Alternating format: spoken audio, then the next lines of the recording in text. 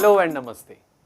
Welcome to this part 2 of creating animation. We saw how keyframes were added in the last session, but they were for individual transformation of either location or rotation or scale. This session we will see how you can combine the two transformations for the object and create animation. So, this is a pretty similar process, but you need to observe slightly carefully. We will see how you can add to various combinations. Now, there are three attributes: location, rotation and scale. Therefore, you can have 4 different variants of combination. You can have location and rotation, you can have location and scale, you can have rotation and scale as the 3 combinations, but the fourth and important is where you club all 3 and make it location, rotation, scale together. So, we will see these things plus the important point of how to render after doing this animation, which is important for you so that you can share it with your friends. If you remember the 3 steps of animation: setting the current frame, applying the transformation and inserting a keyframe are going to be used in the same order again for creating these animations. But let us start. But before doing all that, let us just reduce the size of the scene, because that becomes easy for viewing the animation. So, make it 50 so that it is easy for us to apply the transformations. Zoom in to see the entire timeline. Now, we are at frame number 1 right now. Here we would like to apply the basic transformation for location and rotation both. Let us just use G to grab it and move it at some position, right. So, we have changed the location. Let us also change the rotation of this.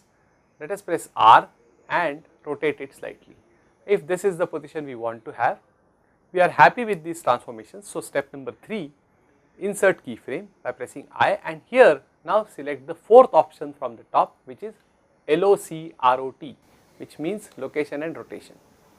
If you click that, you see that 2 windows in the panel of transformations get into color yellow, which means that both these transformations are now converted to a keyframe. We have to put another keyframe now. Let us go to maybe frame number 22, where we will type in 22 in the current frame, and now we are at frame number 22. Here press G again to move the object at some position, maybe here, and also press R to change the rotation. Okay, now we have rotated this. Press I to insert a keyframe and select the same set what we had selected from frame number 1. We select location, rotation, and now you see that the panels show color yellow.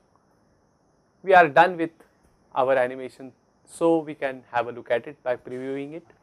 For that, press Alt A.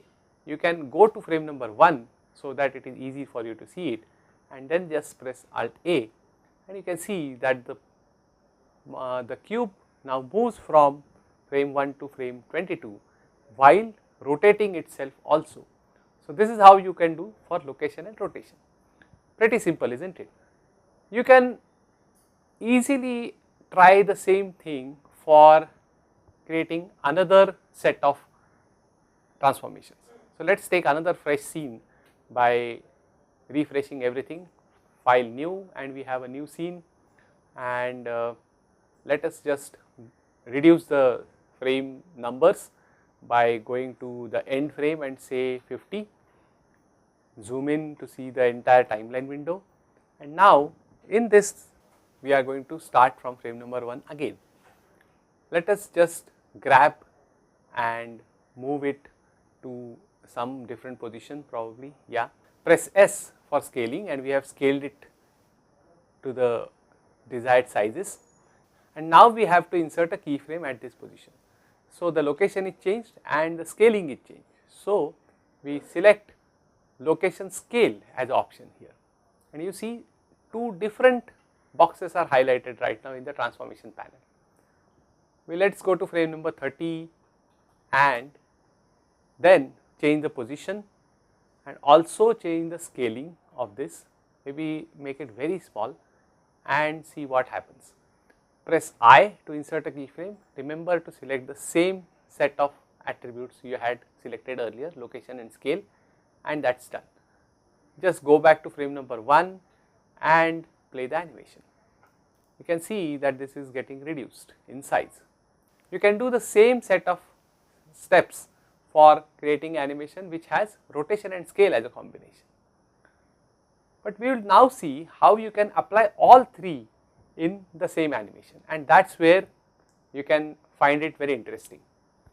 Let us take another fresh scene now and reduce the number of frames, make it 50 probably, and this time let us try to put multiple keyframes so that our animation looks slightly interesting. Okay, so we are here at frame number 1. Let us delete the cube now, we are getting bored of the cube. Let us add something else. We will add a torus probably, and this as a UFO probably will be coming up on the scene now. So we are at frame number 1. Let us change the position of this UFO and move it maybe slightly at the back side and even at the top probably. Okay. Now if this position is fine, let us now insert a keyframe. Even though we have not applied any scaling or rotation, please select location, rotation, scale as the attribute we want to animate, so that in future we can keep changing all of them. Let us go to frame number 20 and now let us apply different transformation.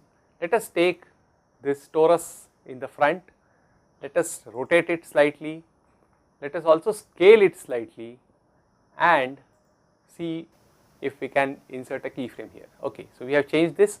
Now insert a keyframe, select location, rotation, scale. Now let us go to frame number 35 probably, which is again 15 frames away from here. Then change the position again and change scaling, change rotation, yeah, and now insert a keyframe by location, rotation, scale, and again around frame number 50 let us put this somewhere else. Maybe we can go to 50, frame number 50 and change the position, it is completely left of the screen now, and apply transformations, scale it and you rotate it again and all that. Okay, and let us now insert a keyframe using the transformation panel this time. And like I said, to insert a keyframe you need to hover on that particular panel.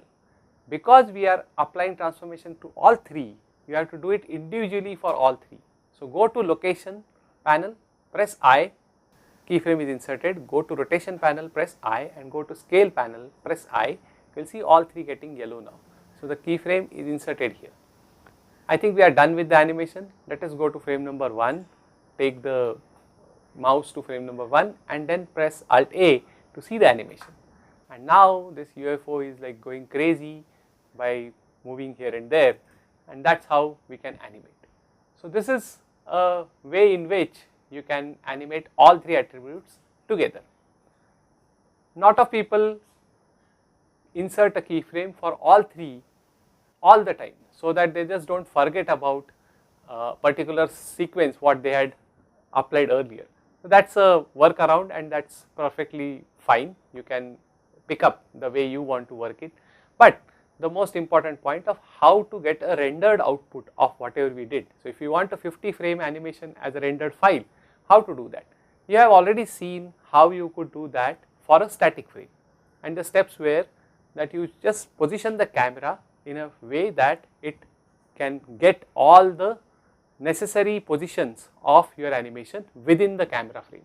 So let us see what is the camera view showing right now to us, and if I press 0 I can see the camera view. Let us press Alt A to see the animation. Now I can see that lot of things are getting lost. So probably I should fine tune the camera position and just slightly take it outside a bit, like maybe zoom out a bit so that I can see most of the animation. For this, the easiest option is to position the particular view in your 3D viewport and then attach that particular attribute to the camera. Let us go to the user perspective, position the camera. Okay, so I think press Alt A to see whether you can see the entire animation. Yes, I can see everything here. This looks like a good positioning right now. Just escape to pause the animation, and now when the camera is selected, press Alt, Control and 0 on numpad to put the camera position in the user perspective option which we had selected. Now if you see that the window has appeared and you can see the entire animation happening inside the window, which is what we exactly wanted. If you like this framing, good enough. Otherwise you can fine tune the camera, you have already seen it how to do that, but let us just go ahead now and render this particular thing. Because we are rendering an animation now, we have to click on the animation button, but hold on, before that you have to keep some settings in place. The most important setting is where is this file going to get saved and what is the format of that file. So for the location of the file, just see the tab called output. In that it will be selected as /tmp by default. We do not want it to go into the temporary folder, so click on the folder icon beside that and select a suitable path. Right now I have a Blender directory on my system, so I will just give that as my path and I will select this path by clicking on the accept button on the right hand side. So once I click that, the path is set to D Samir Blender, and now I have to select the type of file. By default it will be on PNG, which is a static frame, which you saw already when we did the camera view and the render setup. Instead of the image format, select a movie format. There is a range of movie formats available. I would suggest you can use MPEG for the time being, and once you select these two things, you are ready to render it. Go on the top and click on the animation button, and that is it, you can start rendering. The keyboard shortcut for that is Ctrl F12. If you remember, F12 was the shortcut to render a static frame, but for rendering an animation you have to press Ctrl F12. Now the fun starts. Depending on the configuration of your computer, it will take some time to render all the frames and make an MPEG out of it. You can see that it is happening for my computer right now, and after this is done, you will get an MPEG file in your desired location which was set in your rendering. After this you can just preview it and then share it with people if you want to. Do not forget to save the blend file which we have already shown earlier and name it properly so that you can retrieve it anytime. With this we come to the end of the topic of keyframe animation in Blender. In the subsequent lectures we are also going to see how various animation principles can be applied to this keyframe animation and make it more interestingly realistic. So let us look forward for that and enjoy animating. Thank you.